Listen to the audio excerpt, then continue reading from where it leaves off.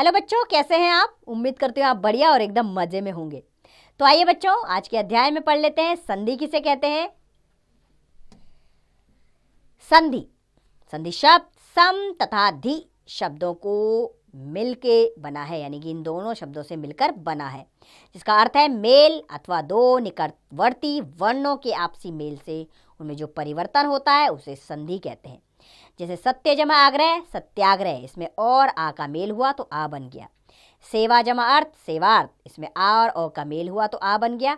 सुर जमा इंद्र सुरेंद्र, इसमें और ई का मेल हुआ तो ए बन गया। तो इन उदाहरणों में बच्चों प्रथम शब्दों के अंतिम वर्णों का द्वितीय शब्दों के प्रथम वर्णों से मेल हो रहा है, ये मेल ही संधि है। आइए जाने संधि विच्छेद क्या है। विच्छेद का अर्थ होता है बच्चों अलग करना। संधि युक्त शब्दों के वर्णों को अलग अलग करके फिर से पहली अवस्था में लाने की प्रक्रिया संधि विच्छेद कहलाती है। जैसे विद्यालय विद्या जमा आल्य, प्रत्येक प्रति जमा एक, परोपकार पर जमा उपकार, ये क्या हुआ? ये विच्छेद हो गया, यानी अलग अलग कर दिया हमने इसे, तो ये संधि विच्छेद कहलाया। आइए अब बढ़ते हैं संधि के भेद की ओर।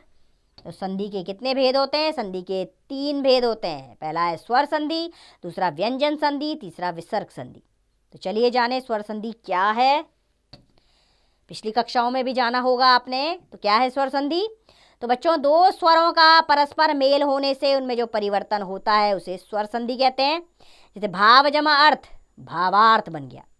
स्वर संधि के 5 उपभेद होते हैं। दीर्घ संधि, गुण संधि, वृद्धि संधि, यण संधि और अयादि संधि। पहले जानेंगे दीर्घ संधि के विषय में। इसमें अ आ इ ई उ के बाद क्रमशः अ आ ई उ आ जाने पर इनका रूप आ ई तथा उ हो जाता है। जैसे और अ का मेल हुआ तो आ बन गया। जैसे चरण जमा अमृत चरणामृत। अ का आ के साथ मेल हुआ तो भी आ बना। जैसे भोजन जमा आल्य भोजनालय। आ का अ से मेल हुआ तो भी आ बना। यथा जमा अर्थ यथार्थ। आगे है आ का आ से मेल हुआ तो आ बना। जैसे महाजमा आत्मा महात्मा। ई का ई से मेल हुआ तो बड़ी ही बना। जैसे अभी जमा इष्ट अभीष्ट। छोटी का बड़ी से मेल होगा तो भी बड़ी बनेगा। जैसे प्रति जमा ईशा प्रतीक्षा। बड़ी का छोटी से मेल हो तो भी बड़ी बनेगा। जैसे शची जमा इंद्र शशींद्र। बड़ी का अगर बड़ी से मेल हुआ तो भी बड़ी बनेगा। जैसे सती जमा ईश्वर सतीश्वर। उ का उ से मेल हुआ तो बड़ा उ बनेगा, यानी कि दीर्घ संधि में बदलेगा, दीर्घ वर्ण में। सु जमा उक्ति सुक्ति। उ का उ से मेल हुआ तो भी उ बनेगा। जैसे लघु जमा उर्मी लघुर्मी। उ का उ से मेल हुआ तो भी उ बनेगा। जैसे भू जमा उत्सर्ग भुत्सर्ग। उ का उ से मेल होगा तो भी उ ही बनेगा। जैसे भू जमा ऊर्जा भूर्जा। दूसरी संधि है गुण संधि। इसमें अ या आ के बाद ई उ री आ जाने पर क्रमशः ए ओ तथा अर हो जाता है। जैसे अ का इ से मेल हुआ तो ए बनेगा। जैसे देव जमा इंद्र देवेंद्र। अ का ई से मेल हुआ तो ए बनेगा। परम जमा ईश्वर परमेश्वर। आ का इ से मेल हुआ तो भी ए बनेगा। राजा जमा इंद्र राजेंद्र। आ का ई से मेल हुआ तो भी ए बनेगा। जैसे लंका जमा ईश लंकेश। अ का उ से मेल हुआ तो ओ बनेगा। जैसे वसंत जमा उत्सव वसंतोत्सव। अ का उ से मेल हुआ तो भी ओ बनेगा। जैसे जल जमा उर्मी जलोर्मी। आ का उ से मेल हुआ तो ओ बनेगा। जैसे महा जमा उत्सव महोत्सव। आ का उ से मेल हुआ तो ओ बनेगा। जैसे महा जमा उर्मी महोर्मी। अ का अगर री से मेल हुआ तो अर बनेगा। जैसे सप्त जमा ऋषि सप्तऋषि। आ का री से मेल हुआ तो भी अर बनेगा। जैसे महाजमा ऋषि महर्षि। तीसरी संधि है वृद्धि संधि। इसमें अ या आ के बाद ए या आए आ जाने पर दोनों का आए हो जाता है, तथा अ या आ के बाद ओ या औ आ जाने पर दोनों का आउ हो जाता है। जैसे अ के बाद ए आया तो अय हो गया। जैसे एक जमा एक एकक। अ के बाद अय आया तो भी अय हो गया। जैसे धन जमा ऐश्वर्य धनैश्वर्य। आ के बाद ए आया तो भी अय हो गया। जैसे सदा जमाए सदैव। आ के बाद अय आया तो भी अय होगा। जैसे महाजमा ऐश्वर्य महेश्वर्य। अ के बाद ओ आया तो भी औ होगा। जैसे परम जमा ओज परमोज। अ के बाद अगर औ आया तो भी औ में परिवर्तन हो जाएगा। जैसे वन जमा औषधि वनौषधि। आ के बाद अगर ओ आया तो भी औ हो जाएगा। जैसे महाजमा ओज महोर्ज। और आ के बाद औ आया तो भी औ में परिवर्तन। जैसे महाजमा औदार्य महोदार्य। अगली संधि है यण संधि। तो बच्चों इसमें ई उ ऊ या री के बाद यदि कोई अन्य स्वर आ जाए तो ई का य, उ ऊ का व और री का र हो जाता है। जैसे ई के बाद ओ आया तो य बनेगा, जैसे अति जमा अधिक अत्यधिक। ई के बाद आ आया तो या बनेगा, अति जमा आचार अत्याचार। ई के बाद उ आया तो यू बनेगा, जैसे अभि जमा उक्त अभियुक्त। ई के बाद ऊ आया तो यू बनेगा, जैसे नी जमा ऊन न्यून। ई के बाद अ आया तो य बनेगा, जैसे नदी जमा अर्पण नद्यर्पण। ई के बाद आ आया तो या बनेगा, जैसे नदी जमा आगमन नद्यागमन। ऊ के बाद अ आया तो व बनेगा, जैसे सु जमा अल्प स्वल्प। ऊ के बाद आ आया तो वा बनेगा, जैसे वधु जमा आगमन वद्यागमन। री के बाद अ आया तो र बनेगा, जैसे पितृ जमा अनुमति पितृनुमति। और री के बाद आ आया तो रा बनेगा, जैसे मात्र जमा आज्ञा मात्राज्ञा। और अगली संधि है अयादि संधि। इसमें ए आए ओ औ के बाद यदि कोई अन्य स्वर आ जाए तो ए का अय, आए का आय तथा ओ का औ तथा औ का आव हो जाता है। जैसे ए के बाद अ आया तो अय होगा, जैसे ने जमा अन नयन। आय के बाद अ आया तो आय होगा, जैसे नए जमा अक नायक।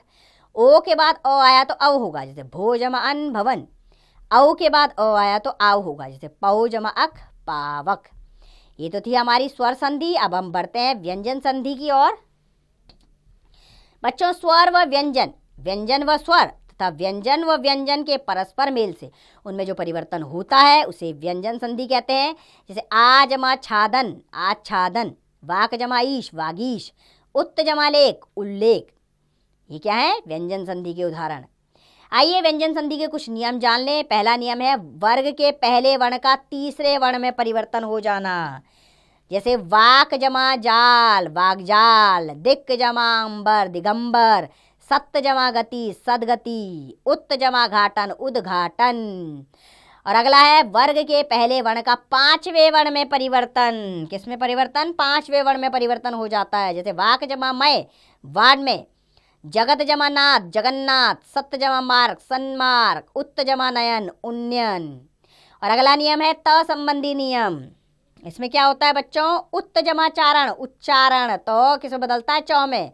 उत्त जमा श्वास उच्छ्वास, सत्त जमा जन सज्जन, तत्त जमा भव तद्भव।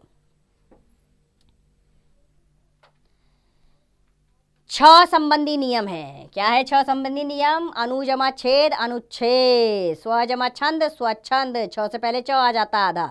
वी जमा छेद विच्छेद, परि जमा छेद परिच्छेद। अब है म संबंधी नियम, यानी कि सम जमा बोधन संबोधन। म किस में बदलेगा? ऊपर अनुस्वार में। सम जमा तोष संतोष, सम जमा पूर्ण संपूर्ण, सम जमा भव संभव।